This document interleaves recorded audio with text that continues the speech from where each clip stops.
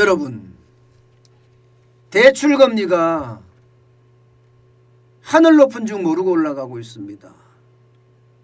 그러다 보니까 영끌한 집주인이 집 괜히 샀나? 지금 벌벌 떨고 있습니다. 그만큼 금리가 엄청나게 빨리 올라간다는 뜻입니다. 여러분 이거 한번 보세요. 11월 주택담보대출 평균금리입니다. 3.51%예요. 3.51%. 3.51%면요. 2014년 7월에 2014년입니다. 문재인 정부보다도 한참 전이에요. 2014년 7월에 3.54% 이후로 7년 4개월 만에 가장 높은 수치입니다. 가장 높은 수치예요. 엄청난 수치죠. 예, 진짜 장난 아니게 올라가고 있습니다. 장난 아니게. 장난 아니게. 2021년 6월만 하더라도 2.74%였던 주택담보대출 금리가 2021년 11월에 3.51까지 올라갔으니 야, 이거야말로 난리도 아니다. 이렇게 이야기할 수가 있겠죠. 신용대출도 마찬가지입니다. 신용대출도 지금 11월에 평균 신용대출 금리가 5.16%입니다. 이것도 마찬가지 2014년 9월 5.29% 이후 최고치입니다. 5.29% 이후 최고치. 그러니까 담보대출도 7년 만에 최고치.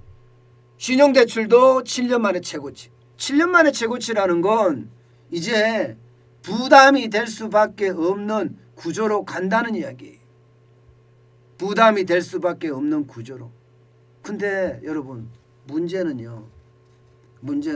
많은 사람들이 고정금리로 가지고 있는 것이 아니라 이게 가계대출 전체를 1844조나 되잖아요. 가계대출 전체 중에 말입니다. 굉장히 많은 부분이 변동금리로 적용이 되고 있습니다. 여기 한번 보세요. 은행권의 가계대출 중에 변동금리가 2021년 10월에는 79.3%예요. 거의 80% 가까이가 변동금리라는 거예요. 고정금리는 20.7%밖에 안 됩니다. 2020년 12월에 비해서는요. 변동금리가 엄청 늘어났다는 거예요. 2020년 12월에는 고정금리가 31.9%고 변동금리가 61.1%였거든요. 이것이 폭증한 거죠. 폭증. 이렇게 되면 여러분 금리 부담 얼마나 클까요? 금리 부담은 그만큼 커질 수밖에 없습니다.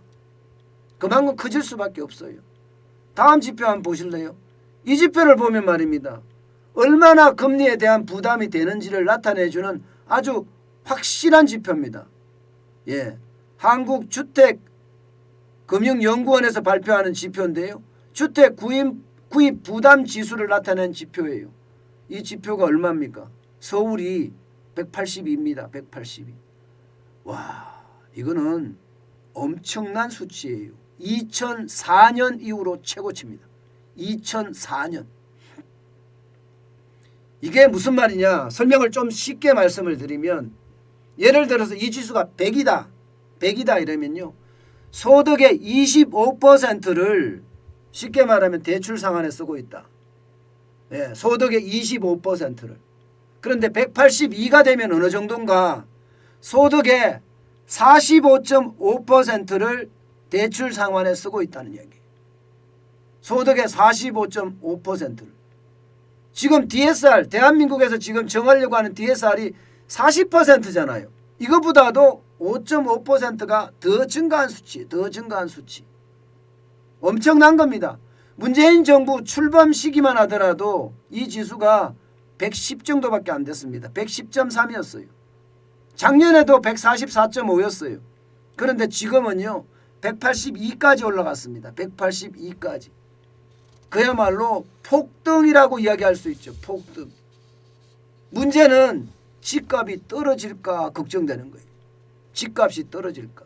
이게 집값까지 떨어지면 진짜 난리가 나거든요. 내가 버는 소득의 40%를 대출 상환에 쓸 수 있습니다. 저는 쓸 수 있다고 생각해요.